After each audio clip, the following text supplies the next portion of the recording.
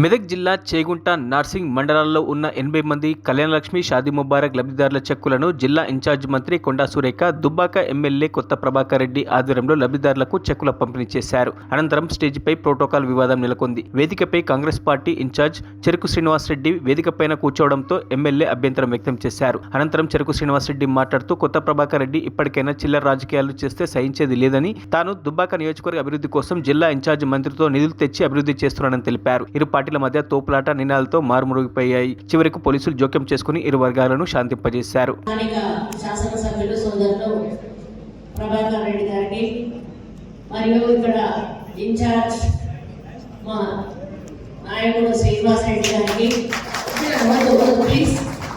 గారికి మరియు ఇతర నామినేటెడ్ కానీ ఎలక్టెడ్ కానీ అలాగే మీడియా మిత్రులకి, పోలీస్ సిబ్బందికి, ప్రతి ఒక్కరికి కూడా నా నమస్కారం.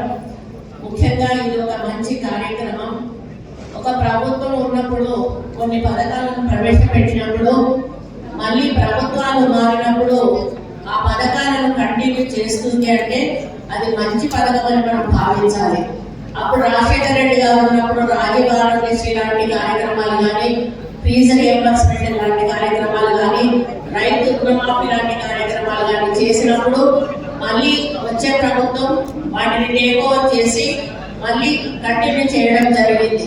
ఎందుకంటే అది ప్రజలకు తప్పనిసరిగా అవసరం, దానివల్ల పేద ప్రజలకు మేలు జరుగుతుంది అనేటువంటి ఒక నమ్మకం ప్రజల్లో కలిగినప్పుడు ఆ యొక్క పథకాన్ని మనం తీసేస్తే ప్రజల నుండి వ్యతిరేకత ఎదురవుతుంది, ప్రభుత్వానికి ఒక చెడ్డ పేరు వస్తుంది.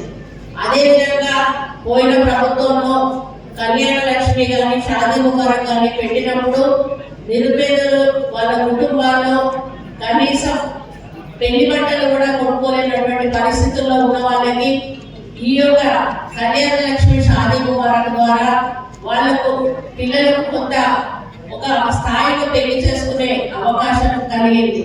కాకపోతే ఫస్ట్ లో ఇచ్చినప్పుడు ఏంటంటే అమ్మాయి పేరు మీద చెక్కులు ఇవ్వడం వలన అత్తగారి వాళ్ళతో గొడవలు అవడము, ఏ కార్యక్రమం మొదలుపెట్టినా, ఏ ప్రభుత్వం మొదలుపెట్టినా మొదట్లో కొన్ని ఇబ్బందులు ఎదురవుతాయి. తర్వాత రాను కూడా వాటిలో ఉన్నటువంటి ఇబ్బందులను గుర్తించి ప్రభుత్వం వాటిని సరి చేస్తూ మరిన్ని అప్డేట్స్ కోసం మా ఛానల్ని సబ్స్క్రైబ్ చేయండి.